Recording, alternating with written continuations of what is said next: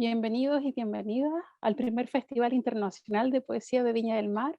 Hoy estoy con Ana y Astrid, de Colombia y Perú respectivamente. Estoy muy contenta de poder moderar esta mesa. Es la presentación del libro de Ana y para ello quisiera saludarlas en primer lugar. Hola Ana, ¿cómo estás? Hola América, hola a todas las personas que están sintonizándose al festival. Gracias por la invitación. Gracias a ti. Astrid, ¿cómo te ha ido? ¿Cómo estás? Hola, ¿cómo están? Bien, bien, todo bien. Gracias al festival por la invitación y a ti por la gestión. Muchas gracias a ustedes por aceptar. Es muy lindo este momento para mí, ya que a ustedes dos las conocí en la Universidad de Oxford hace un par de años ya, previo a la pandemia, donde nos tocó estar juntas en un encuentro de escritoras. Esto fue una instancia muy enriquecedora donde aprendimos de todas y esta amistad ha continuado con el tiempo. Así que voy a leer en primer lugar la reseña biográfica de Ana. Ana López H. nació en Bogotá, Colombia, en 1993. Estudió literatura en la Universidad Javeriana y luego cursó una maestría en literaturas y culturas comparadas en la Universidad de Cambridge, donde se desencantó moderadamente de los estudios literarios como disciplina, pero no de la poesía como praxis vital. Actualmente es estudiante doctoral en el Instituto Lozano Long de Estudios Latinoamericanos en la Universidad de Texas en Austin, donde reside. Su primer poemario, Aquí donde tiemblo, fue publicado en agosto de este año por Sincronía Casa Editorial. Ana H. hace parte de esta antología como La Flor, Voces de la Poesía Queer Colombiana Contemporánea, publicada por Editorial Planeta, y la colección digital Cielo Desnudo. Ha publicado poemas sueltos en revistas como Río Grande Review, La Caída, Portal, El Hipogrifo y Libroamérica. Su poesía es una exploración donde el cuerpo es el espacio en el que el universo se pone en disputa. Ana explora la corporalidad, los espacios urbanos, la palabra, el género, el mestizaje y la presencia de lo divino a través de una búsqueda de sentido que recorre las esquinas del dolor y la luz, la calma y la sombra. En términos académicos, Ana se desenvuelve en áreas que van desde la crítica literaria y cultural hasta la sociología, los estudios de género, los feminismos y las perspectivas descoloniales. Su trabajo académico es indisciplinado y está estrechamente relacionado con su quehacer poético, creativo, espiritual y vital. Usa pronombres neutros y femeninos. Bienvenida, Ana. Em, y ahora enseguida voy a leer la reseña de Astrid Soldevilla. Astrid nace en Lima en 1995. Es una artista multidisciplinaria, bachiller en comunicación audiovisual por la Universidad de Lima. Es directora de la editorial Cielo Desnudo, ganadora del Festival de Cine Peruano hecho por mujeres con el documental Deshojar Orquídeas. Forma parte de la antología Liberoamericanas, 80 poetas contemporáneas, publicada en Liberoamérica en España, Argentina, Bolivia y Uruguay. Panelista del encuentro Spanish and Latin American Voices in Oxford de la Universidad de Oxford e invitada al Congreso de la República del Perú en el marco de Viva la Palabra para la presentación de sus proyectos de videopoesía.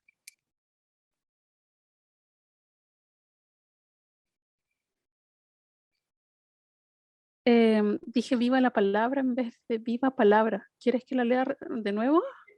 Creo que esa es la biografía antigua que nunca mandé. De hecho, yo le mandé otra a Felipe, pero no importa. Me da lo mismo. ¿Quieres enviar otra nueva? Porque esto se edita y se cortan todo como Eh, estas cosas. no, me da igual, la verdad. No me da problema. Sí, Sí, sí, sí. La historia se reescribe constantemente. bueno. Mandé a Felipe, yo le mandé algo más cortito que eso, creo, incluso. Ese está bien larguito. Ah, ya, porque estaba colapsadísimo, así que Felipe está como a cargo del correo ahora. Felipe, ¿qué le habré mandado? Ya, A ver. ok. Entonces ahora te presento a Astrid para que puedas leer tu presentación.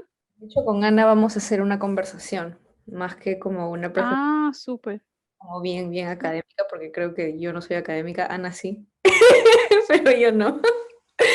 Entonces, yo tengo varias hipótesis sobre el libro. He hecho muchas, como... Está muy ordenado el libro, comenzando por ahí, que está súper, súper ordenado, por partes, como que bien, bien ordenadito. Y eso me da mucha curiosidad también. Ya, Eh, entonces, entonces te presento la conversación que van a tener ustedes dos. ¿Sí? Ya, entonces como de nuevo, 1, 2, 3. Y a continuación vamos a escuchar la conversación entre Astrid y Ana sobre... ¿Qué pasó? Me dio risa el cambio.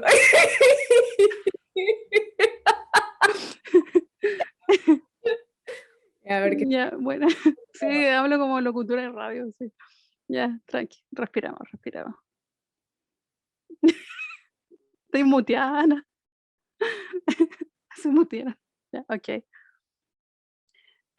Si ustedes desean conversar entre las dos, yo puedo poner como el loguito del festival. No como ¿Ya? quieras, puedes participar también si quieres. ¿Has leído el libro? No he podido. Me encantaría, sí. Ay, No como he quieras, alcanzado tampoco. como tú quieras, Bueno, si puedes ir y descansar. ya, Hablamos y... ya. Entonces voy a ponerme seria un poquito y las voy a... Ya, ya, ya, ya. 1, 2, 3. Y a continuación vamos a... No puedo. Ya.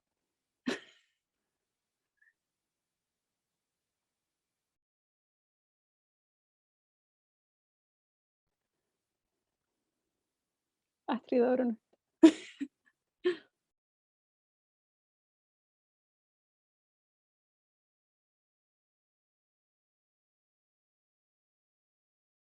¿Ya? Astrid. 1, 2. Y a continuación vamos a presenciar la conversación entre Astrid y Ana, que llevará a cabo la presentación del libro. Adelante, chicas. Hola. Ana, que me ha dado un ataque de risa antes de la presentación de tu libro, qué vergüenza. Pero ¿cómo estás, amiga? ¿Qué tal? ¿Cómo vas? Estoy bien, como navegando el agotamiento, pero bien, ¿Estás gracias. en Texas ahorita? Sí, estoy en Austin, yo estoy en casa. Siempre estás en una condición, pues, de migrante, ¿no? Constantemente. Sí. Y eso es algo que también veo mucho en tu poesía y en este libro que he encontrado poemas con los que te conocí, de hecho. Y eso me gusta mucho porque pensé que no iban a estar por alguna razón. Pensé que iba a ser como solo poemas actuales o cosas de ahora, pero hay toda una cuestión ahí pues genealógica, ¿no? De historia familiar, de historia como migrante, como socializada y como mujer y XX temas que me gustaría conversar contigo, pero cuéntame qué tal, cómo así llegaste a publicar este libro, cómo surge la idea. Pues es que yo mucho tiempo dejé de escribir poesía. En general dejé de escribir durante mucho tiempo, porque creo que no tenía tiempo para otra cosa que no fuera como habitarme las grietas, ¿sabes? Como que no estaba en un lugar en el que tuviera con qué escribir. Pero justamente vivir en Inglaterra me volvió a traer eso y fue como, fue un proceso en el que escribir se volvió una urgencia. Y es muy bonito porque pues yo empecé a escribir en inglés allá tratando de compartir con el contexto, pero empecé como a navegar todo un tema de cómo empezaron a venir las preguntas de la identidad en torno a lo que significa irse del país de origen y lo que significa habitar un cuerpo mestizo, ¿no? Blanco y mestizo, que en ese momento ni siquiera podía nombrar así, en ese tiempo todavía me entendía desde la latinidad, que hoy ya lo tengo mucho más contestado todo eso, pero pues como que a partir de eso fue que dije, no, yo qué estoy haciendo escribiendo en inglés, como, ¿qué es esto? Y volví a escribir en español y a raíz de volver a escribir en español, fue que contacté con Libero América. Y pues como que salió esto de, no, pues un evento en Oxford y pues yo estaba muy cerca, entonces me emocionó mucho poder ir y siento que realmente a mí no se me había ocurrido como publicar lo que escribía, porque también siento que había sido lo que presenté en Libero América era algo muy reciente, ¿no? Algo como muy nuevo, algo que venía como de ya dejar de simplemente estar quieta en mis grietas, sino más bien como empezar a tantearlas un poco. Y recuerdo mucho que em, Marisa Martínez me dijo que qué lástima que yo no había podido llevar mis publicaciones para compartir mis libros allá. Y yo como, es que yo no he publicado nada. Y como que a mí no se me había ocurrido como publicar. Y luego ella me dijo en ese momento como, no, estaría muy bueno que publicaras algo. Y a mí me quedó como sonando, pero pues lo que hice fue como seguir escribiendo, solo seguir escribiendo. Y escribí por lo menos 10 u 11 de los poemas que hay en ese libro, los escribí en esa época, como entre el 2017 y el 2019, por ahí. Y luego esos primeros 11 poemas traté como de compartirlos en ciertos espacios, como buscando que se publicaran, pero no se dio. Y cuando ya se dio el proceso como con sincronía, que pues fue un proceso muy bello, ellas me dijeron como nos gusta mucho esto, pero queremos queremos que escribas más. Y pues lógicamente ya yo ya venía como un camino andado que cuando volví como a escribir en función de, entre comillas, en función del libro, porque realmente yo no estaba escribiendo con nada en la cabeza, yo solo estaba escribiendo y les iba mandando cosas y de repente Rocío y Paula, que son las editoras, solo me recibían las cosas y me decían que sí. Y yo decía, yo no tengo ni idea qué forma va a tomar esto, pero pues yo sigo mandando lo que me sale y la forma se la dieron ellas. O sea, como que la forma que yo me había planteado en un principio del poemario se diluyó completamente, ¿no? Porque estaba muy pensado en función de, yo empecé escribiendo pensando en torno al ruido blanco y a las señales que no se pueden discriminar dentro de lo que es el ruido blanco. Pero luego se difuminó y terminó siendo esto. Entonces, creo que más o menos esa es la historia de lo que es este libro. ¿Por qué no veías posible publicar en su momento? ¿O por qué no lo consideraste? Mm, Yo creo que en un principio no me interesaba tanto, ¿sabes? Como que no me interesaba pensar en hacer un libro, solo escribía. Y luego yo llegué a un punto en que sí quise hacer un libro, pero lo curioso es que en los momentos en los que empecé a escribir pensando en hacer un libro, entonces ya lo que escribía no, para mí no tenía sentido. Entonces lo desechaba y como que fue muy curioso que en el momento en el que ya como que se materializó la posibilidad del libro, dejé de escribir en función del libro, ¿no? Y solamente le mandaba los textos a las editoras y fue un proceso muy bonito, como de no tener algo en específico en la cabeza, sino ir armándolo un día a la vez. Además, porque es un libro ilustrado y tiene unas ilustraciones preciosas de Geraldine Ramírez, que es una artista colombiana que siento que expande el libro de una forma impresionante. Pero pues yo no sé qué opinas tú de eso. Pues voy a ver si muestro alguna ilustración. Bueno, a mí todas las ilustraciones me gustan. Creo que es la que más me gusta es esta. No sé si se Más ve. cuando la pared se rompe, luego de que se rompe el espejo. Sí, vamos a buscar la pared que se rompe. No, esta también me gusta. Y así, pues como que el proceso de ilustración también fue como este tema de expandir los poemas, ¿no? Y siento que todo se fue dando como de una manera muy orgánica. Todo se fue dando de una manera muy orgánica, como no tan planeada, solo fue surgiendo. ¿Qué es lo difícil de escribir sabiendo que tienes que escribir un libro? Que cada vez escribes menos con el cuerpo y más con la cabeza. Y yo siempre he luchado con eso porque yo estuve en un espacio literario, académico, en el que los talleres de escritura a mí, en lo personal, me suponían escribir mucho con la cabeza. porque estaba esta idea de lo que era un poema bien logrado, y pues mis poemas nunca eran esos poemas bien logrados, ¿no? Porque yo escribo más de largo aliento. Entonces como que me di cuenta, me pasó con un poema que se llama 8 horas, que salió acá al final. Yo en un punto no quería publicar ese poema porque lo había escrito mucho con la cabeza y me daba rabia ese poema, me parecía como soso, pero a mis editores les gustó, entonces finalmente no lo saqué, y ya hacia el final del proceso de edición hubo un tema como con el orden de las palabras y como la diagramación del texto, y todos los espacios que yo había planteado entre los versos se perdieron. Entonces me tocó releer todo y como volver a respirar cada poema y volver a darle el espacio a cada poema. Y en eso volví sobre ese poema y terminé editándolo un montón, como dándole otra cara, pero ya más desde mi cuerpo, y como que tomó otra forma, porque ya, o sea, ya no estaba escribiendo en función de, sí, como de armar un cuerpo de algo, ¿no? Entonces creo que la dificultad es esa, como escribir más con la cabeza que con el cuerpo. ¿Crees que los talleres de literatura o estos espacios académicos han influenciado esta, no sé si llamarlo presión, pero idea preconcebida de lo que tienes, que es un poema o no, y de cierta forma obstaculiza el proceso creativo y de qué forma lo hace? Pues yo creo que es una experiencia muy personal, porque yo conozco gente que le ha servido mucho, ¿sabes? Pero a mí en lo personal, y lo digo como ahorita estoy tomando justo un taller, como pero de narrativa, pero siento que ha sido otra cosa, siento que ese taller ha sido distinto, como siento que mis experiencias anteriores de pronto sí estaban muy mediadas por eso, sobre todo porque la mayoría de profesores eran hombres, ¿no? Y era como todo este tema de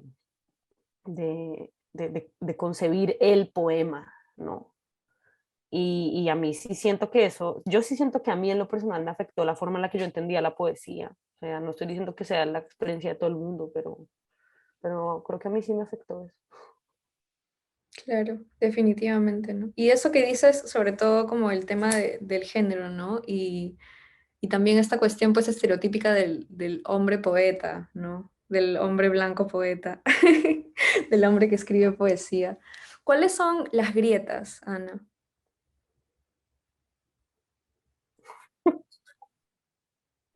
Esa pregunta es muy difícil porque creo que es como horas de terapia puestas aquí en una llamada de Zoom. Pero, pero creo que como tratando de ser lo más concisa posible, vuelvo mucho sobre Glorian Saldúa, porque siento que también entenderme como una grieta o como una herida abierta, se lo debo mucho a ella, ¿no? Em, Empezar a cambiar el entender como no caber en el mundo por un entendimiento de que, o sea, habitar constantemente una grieta en ese mundo me cambió mucho la forma de entender todo, ¿no? Y en mi caso, que es como algo que justamente va como trazando también justo el poemario, que viene siendo las distintas grietas, como que en este caso siento que tienen que ver con, como tú decías, como con un pasado familiar. eh, Siento que tienen que ver con cómo se revisita y desde dónde ese pasado. Siento que tienen que ver con la dificultad de saberse un cuerpo, porque algo con lo que todavía estoy como luchando mucho es lo difícil que a mí me es ser un cuerpo humano, ¿no? Como haber encarnado en esta materialidad me cuesta mucho, y eso se traduce en otras formas de pensarlo, ¿no? Porque es como se traduce entonces también en la pregunta del género, como de los significados que se me dan por tener un cuerpo que se ve de cierta forma, y las expectativas que se me dan por tener un cuerpo que menstrua, ¿no? Y como que para mí la pregunta del ser es mucho más grande que eso. Entonces siento que una de las grietas justamente es el aprender a saberse un cuerpo, porque me cuesta mucho, pero en ese intentar aprender a saberse un cuerpo está todo el tema del papel que cumple el lenguaje en eso, que el papel que cumple el lenguaje en el saberse más que un cuerpo también, porque siento que en el atravesar la dificultad de estar encarnado, por un lado está como la forma en la que en este cuerpo nos relacionamos con otras personas, nos relacionamos con el mundo, con las categorías que se le impone al cuerpo que nos tocó, y luego con cómo el lenguaje es una posibilidad inmensa, como de que la grieta no sea herida, ¿sabes? O sea, como que la grieta no duela, sino que simplemente se siga expandiendo y saberla como algo que se expande siempre hasta que ya de repente no es una grieta, sino que es el todo. Entonces, siento que eso es como lo que la poesía es para mí, como una posibilidad de entender que la grieta también es como un fragmento del todo y que hay quepo y que ahí cabe todo, ¿sabes? Como que cabe el universo completo. Entonces, siento que a eso van las grietas, ¿no? Y el lenguaje puede hacer parte de ella, pero también la puede expandir. Entonces, como más allá del dolor, creo, es eso. Porque obviamente la grieta hablaría, está asociada al dolor, pero el dolor también lo define uno. Entonces, eso. Creo que esto de la grieta me recuerda mucho a este verso de Redención que dice, soy pulsión que se retuerce y me doblo para adentro.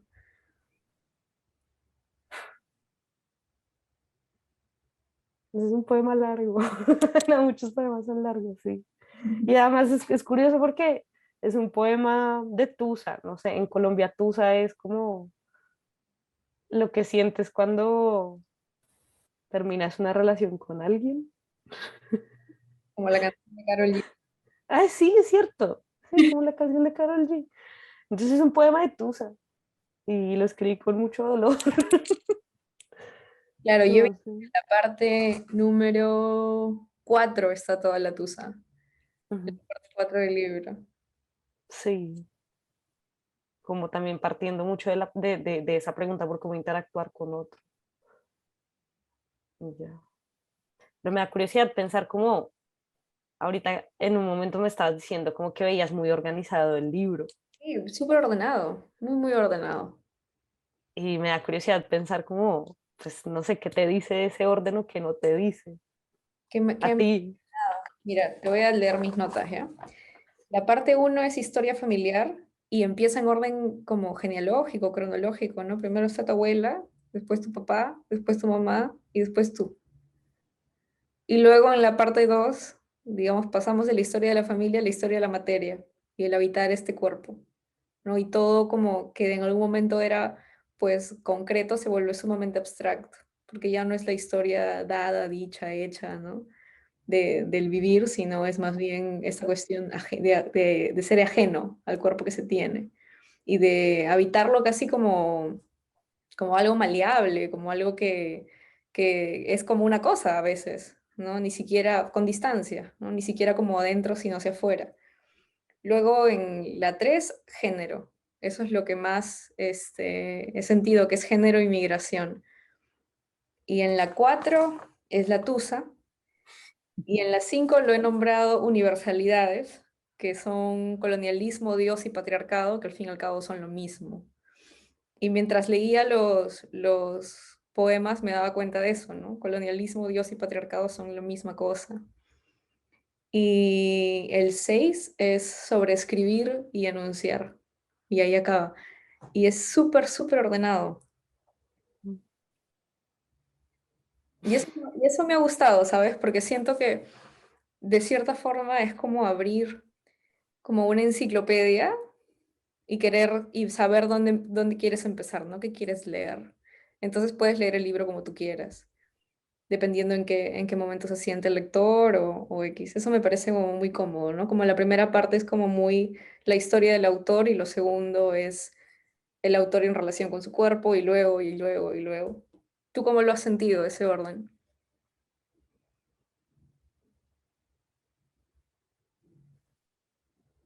Coherente. A veces me pregunto qué sería, o sea, si el libro sería otro sin ese orden. Y probablemente sí, pero ahí es como donde entra el hecho de que finalmente el poemario es un trabajo colectivo. O sea, el poemario no lo escribí solo yo, en términos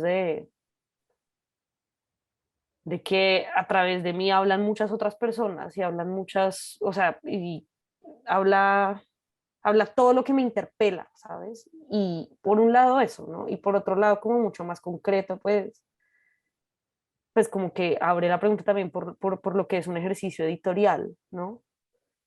Porque yo pensaba en la forma en la que yo había concebido el poemario en un principio y a mí lo que me gustó de haber llevado los textos como a un ejercicio editorial es que ya estaba en diálogo con otros ojos, ¿no? Y otras manos que con mucho cariño fueron entretejiendo este cuerpo de palabras conmigo. Y a mí eso es lo que me parece fabuloso también de ese orden, como que se me hace que fue eso, fue como ir entretejiendo colectivamente a varias manos un cuerpo de palabras que yo iba sacando. Entonces, así es como me siento con el orden, sobre todo porque también me gusta mucho la secuencia de ilustraciones de Geraldine. O sea, me parece preciosa, porque Geraldine propuso varias cosas distintas, propuso secuencias con las manos, propuso una secuencia con un pájaro, pero finalmente la secuencia que primó fue la del agua, y fue también explorar el espacio cerrado de un baño, pero como un espacio que aunque esté cerrado tiene la posibilidad de expandirse desde el agua, ¿no? Que es otra vez el tema de la grieta, o sea, si la grieta se expande, pues deja de ser una grieta, ¿no? Y ya como que se permite abrazar el todo. Entonces, a mí, yo estoy muy agradecida también como con el haberme encontrado con Geraldine, porque fue una conexión inmediata, o sea, ella agarró la vibra acuosa que encontró como en todo el poemario y la expandió de una forma espectacular. Entonces, eso lo agradezco mucho, como de haber llevado también los textos al proceso editorial. ¿Quieres leer algún poema? Bueno, pero dime cuál. No sé. A ver, tengo acá mi lista de favoritos. A ver, ¿qué tal si empezamos con Fetal, que creo que es la parte uno? Ok. Ese Es libro es curioso, uno de sí. los libros de poesía, antes de que te empieces a leer, más largos que he leído. ¿Sabes? Estoy acostumbrada a libros de poesía de Ajá. 15, 20 páginas. Y esto me gusta bastante porque siento que te puedo conocer en 3, 4 años de tu vida. Y cómo transitan tus formas de escribir y cuáles son tus temas comunes, ¿no? Y hay una cuestión en tu poesía que a mí en particular siempre me ha gustado desde que nos hemos conocido, que es esta cuestión de lo que se rompe se vuelve a romper y se vuelve a romper y se vuelve a romper y se rompe y se desarma y se grieta y esta cuestión escalonada de la musicalidad que tienen cada vez que rompes palabras. Y eso me gusta mucho. Y eso, así que ahora puedes leer. Es muy curioso porque este fue el poema con el que volví a escribir en español y también habla de una grieta muy particular y es el cuerpo enfermo, porque yo tengo endometriosis y en ese momento estaba muy mal. Entonces, como que la forma en la que volví a reconciliarme con el lenguaje, con el español sobre todo, fue a partir de eso, como de explorar el cuerpo enfermo.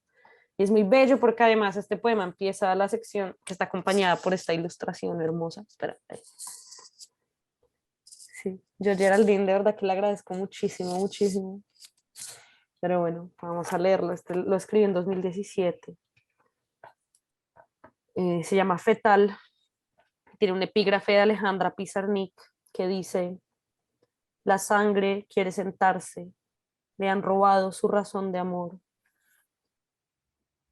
El cuerpo se me contrae de nuevo, y no en función de las pulsiones diletantes del último encuentro entre mis manos y una humedad oscura que es mía, me pertenece. Me contraigo con un ritmo de coágulos inciertos al filo del corrientazo que va y viene, me habita ahora más allá del vientre, un latigazo que me recorre y se adhiere a la espina dorsal de abajo para arriba y me tiembla y me dobla. Si me vieran, sabrían que me pensó Fibonacci. Tal vez el desgarro interno es como un llamado a la raíz, una pulsión que reniega el desarraigo, una necesidad certera de unir cabello y rodillas como resguardando, como sintiendo que se es de nuevo resguardada. como buscando la tibieza de una madre ausente. El cuerpo se me contrae otra vez, sin tregua.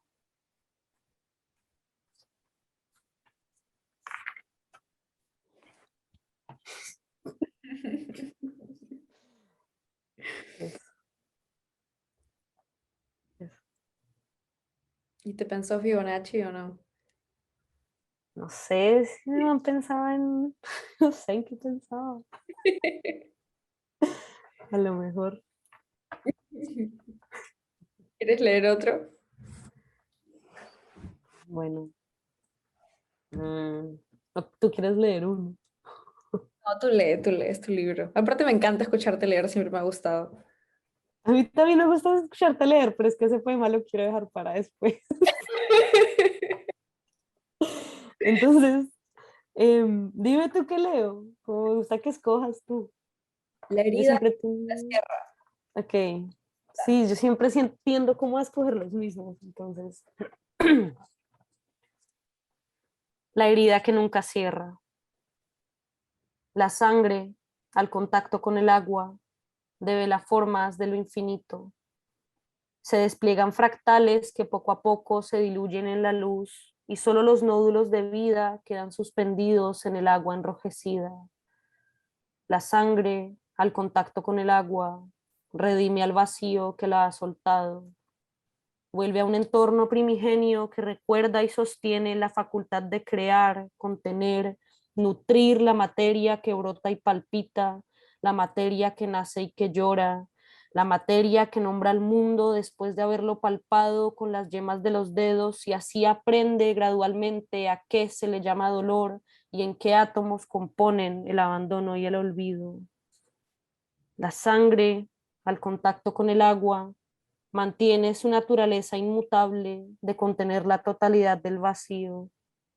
Corre y calienta la corriente hídrica con la energía de un ser que no se hizo nombre, pero que se despliega nutriendo, tocando, avivando todo aquello que vibra incontenible en esta red que sabe a tiempo. Qué hermoso.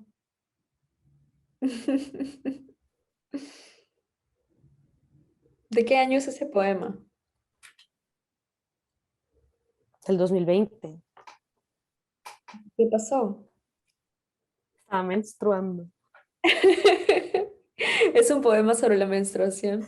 Sí, es re bonito porque siento que, perdón, siento que la copa menstrual cambió la forma en la que me relaciono con la sangre, porque además, justamente por lo que tengo endometriosis, siento que mi relación con mi menstruación siempre fue muy conflictiva y siempre fue como de negar al cuerpo, ¿no? De negar, de, de no querer acercarse a eso.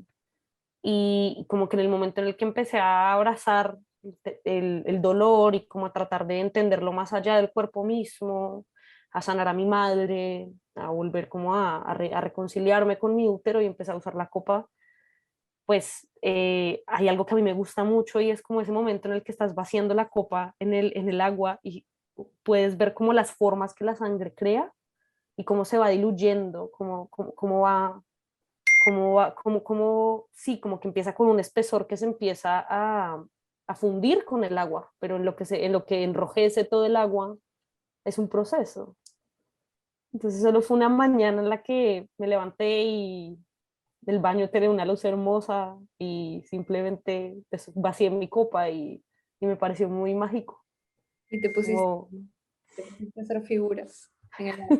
sí, solo observar las figuras en el agua y me pareció muy bello pensar que, o sea, es que el útero también es como el cosmos contenido, ¿sabes? O sea, es como la facultad más primigenia de crear algo y también igual como pensando mucho en que está toda esta narrativa de que la menstruación es algo sucio o es algo que no tiene vida o es un desecho, pero en realidad es todo lo contrario, ¿no? Es como echarle la sangre menstrual a las plantas, es como darle un lugar nuevo a eso que no tuvo un nombre, ¿no? Porque finalmente no se fecundó, ¿no? Pero igual está palpitando, hay una pulsión ahí muy linda. Y eso. Y sobre todo que menstruar siempre forma parte del terreno de lo privado y de lo obsceno. Ujú, De hecho, el exacto. menstruar a las plantas es súper bueno, súper, súper, súper bueno. Es buenísimo. Bueno, pero las plantas crecen hermosas. Sí. Qué loco, yo cuando leí ese poema no pensé que era sobre menstruación, pensé que te habías cortado algo. Pensé que te estabas desangrando de forma simbólica, ¿no? Como, Ajá. pero ahora eso es otra cosa. ¿Y el anterior que leíste, eso es sobre la endometriosis también? Sí, porque además la endometriosis produce un dolor impresionante, entonces para mí menstruar antes era un sinónimo del dolor, o sea, menstruar era un sinónimo de recogerse, ¿no? Y justo hoy estaba leyendo a Sara Ahmed hablando sobre el dolor y decía como muchas veces entendemos el dolor como algo externo que nos trastoca y al trastocarnos nos recuerda que la piel es un límite entre el yo y lo que está afuera, pero ella dice que la menstruación es lo contrario porque es como, no es un dolor que viene de afuera, sino que sale de dentro y como en ese dolor nos movemos como con los espasmos y nos reajustamos para tratar de sacarlo, ¿no? Como si con la sangre el dolor se fuera. Y me recordó mucho cuando escribí esto, porque justamente cuando a mí me daba ese dolor terrible, era como el volver también a esa posición de tan primigenia que es recogerse todo, ¿no? Unir la cabeza y las rodillas y solo resguardarse esperando que el dolor se vaya. Y como que sí, hasta ahora estoy como viendo también ese diálogo que tiene un texto que escribí sobre menstruar en el 2017 y otro que escribí el año pasado, como cuando escogí como no solamente permitirme doler, sino tratar de ver cómo Dios sin mayúscula o como todo, como el universo están las cosas, ¿no? Como están en lo más pequeño. Entonces es muy bonito eso también, ¿Cómo crees permitirse ver eso. esa relación con el dolor desde el 2017 hasta ahora? Y a raíz de qué ha cambiado, ¿sientes que tiene que ver un poco con esta como aproximación que has tenido al budismo estos últimos años? Sí, definitivamente, porque el budismo me ha ayudado a ver el dolor, o sea, como a no sobreidentificarme con el dolor. Y es porque también recuerdo una vez en una clase de yoga, antes de que llegara el budismo, estábamos haciendo un ejercicio pues que el estiramiento dolía mucho y la profesora nos dijo como recuerden que el dolor solo es eso, dolor, es una sensación, pero si nos concentramos demasiado en él ya se vuelve sufrimiento. Entonces a mí eso como que me quedó y siento que también cuando llegué al budismo o el budismo llegó a mi vida también, me permití observar el dolor más. Y no solo el dolor, me permití como tratar de cultivar, observar mis emociones en general, porque además siento que en este péndulo entre el placer y el dolor, que es estar vivo y ser un cuerpo humano, pues como que yo tiendo muchas veces a irme hacia los extremos, a mí me cuesta mucho cultivar el punto medio. Entonces, además lo curioso es que también hemos normalizado que el placer es lo que tenemos que buscar sentir y el dolor tenemos que evadirlo, pero los dos son parte de la vida. Entonces siento que a mí como que empezar a explorar el camino espiritual y saber que el dolor es al placer como la sombra es a la luz, pues me permitió como empezar a ser más testigo del dolor que a sobreidentificarme con él, ¿no? Y entonces eso también me ha llevado, por ejemplo, a no tomar analgésicos. O sea, si yo me tomo un analgésico cuando tengo cólico es porque ya me estoy muriendo del dolor, porque siento que antes, cuando estaba enferma, pues uno va al ginecólogo y a como todo este sistema de medicina occidental, le hacen exámenes súper invasivos, lo diagnostican a medias, te mandan anticonceptivos y analgésicos y ya está. Y tú normalizas no tener autonomía sobre tu cuerpo ni tener control sobre tu dolor y simplemente te echas un montón de pepas. Lo mismo con la depresión, que es otro tema, otra grieta. Y siento que también como empezar a explorar, como ser testigo de mi dolor me ha permitido simplemente observarlo y dejarlo ser y poco a poco dejar que se disipe en lugar de tratar de erradicarlo, ¿no? Siento que eso es como el cambio más fundamental en mi relación con eso. De dejar de obsesionarse con lo que está ahí, ¿no? Y aprender a observar lo que está. Ujú, Creo que es una cuestión sí. muy fundamental para empezar a aprender a vivir, ¿no? Como muy súper fundamental. ¿Quieres leer alguna otra cosa? Esta vez tienes que elegir tú. Bueno, además, eventualmente el dolor se va, ¿no? Esa es la otra cosa, como tratar de recordar que absolutamente todo es impermanente. Y, a ver, espera, voy a tratar de leer uno que no. Bueno, puede ser este. Sí, este casi no lo he leído, entonces voy a compartir este. Se llama Reescribirse y borrarse.